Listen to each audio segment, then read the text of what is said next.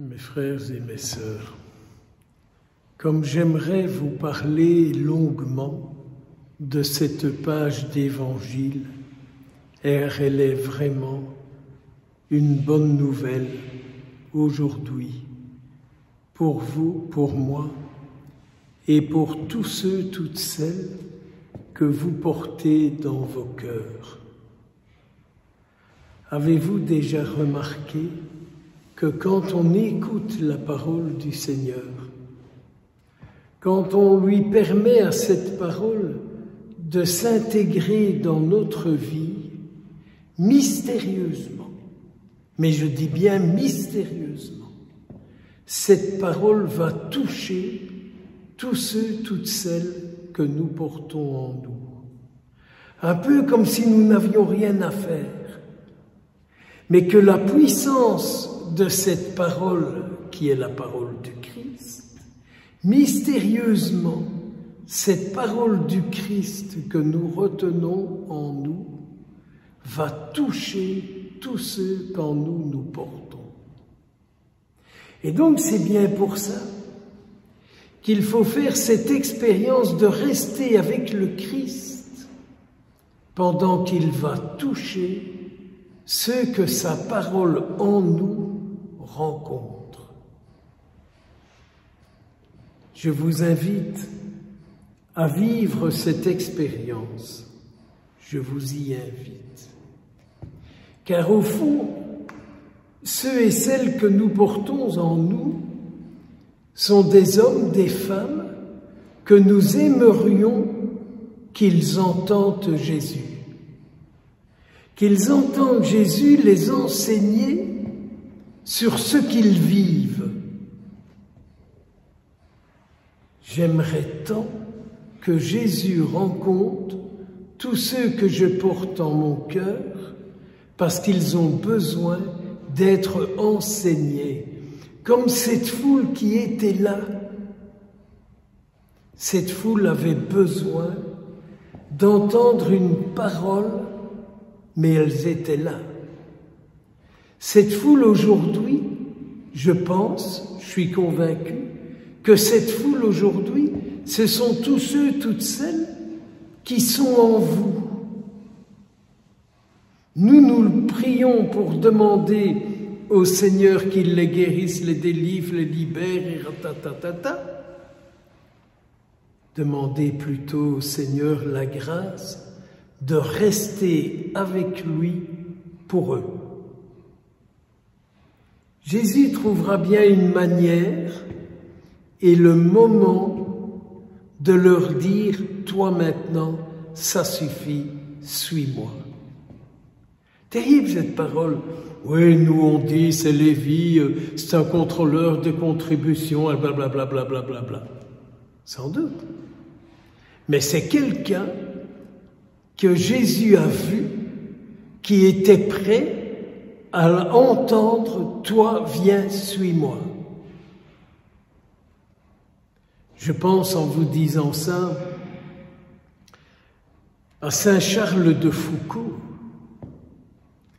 qui, à un moment donné, le prêtre lui a dit, le nom m'échappe du prêtre à l'instant, tant pis, mais il a dit, maintenant, entends ce que Jésus doit te dire sur le péché qui est le tien. Et Charles de Foucauld, monsieur le vicomte, s'est mis à genoux. La parole était tellement forte, parce que c'était pas l'abbé Bidule qui parlait, mais c'était Jésus qui parlait, que le vicomte de Foucauld s'est mis à genoux chez sa cousine, Madame de Bondy, et on y est, et qu'il a dit ses fautes. Et que du coup, Jésus est entré dans sa vie. Parce que nous avons l'image que le péché, c'est un mal. Je n'ai pas dit que le péché, c'était un bien. Mais je dis, le péché, c'est la souffrance de la personne. Moi, mon péché, c'est ma souffrance. C'est ce que je ne voudrais pas dire. C'est ce que je ne voudrais pas faire. C'est ce que je ne voudrais pas être et que je ne voudrais pas imposer à d'autres. Mon péché, c'est ma souffrance.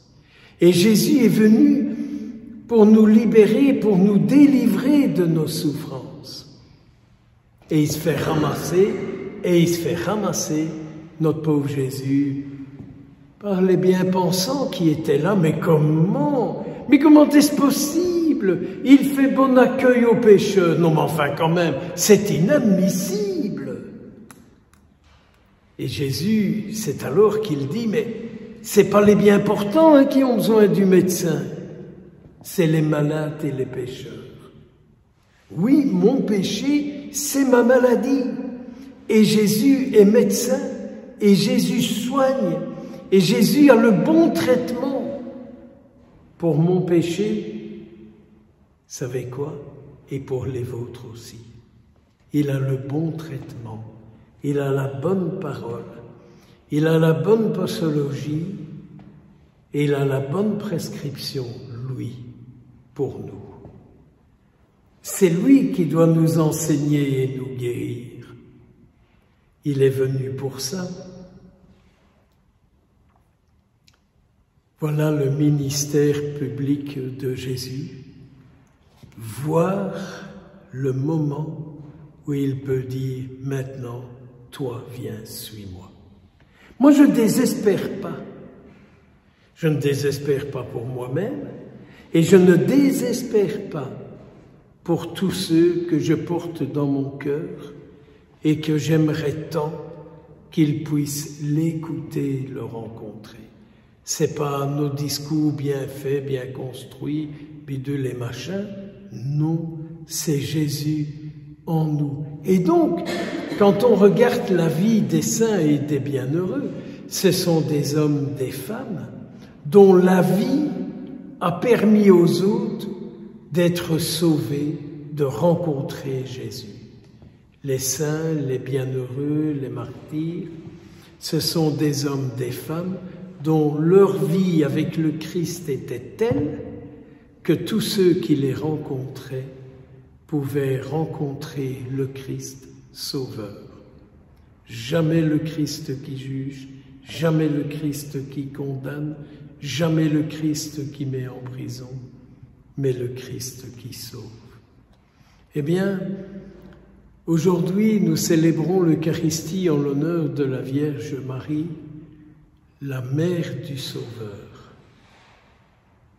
Qu'elle soit aussi la Mère du Sauveur pour vous, pour moi et pour tout ce monde. Pensons à Jésus qui a envie de dire à ceux que vous portez en vous, « Toi, viens, suis-moi ». Restez avec Jésus. Ainsi, plus nous resterons avec lui, plus les occasions seront multiples pour que Jésus puisse les trouver, les toucher, leur parler. Beaucoup de bénédictions sur vous, beaucoup de bénédictions sur eux, au nom du Père, du Fils et du Saint-Esprit. Courage.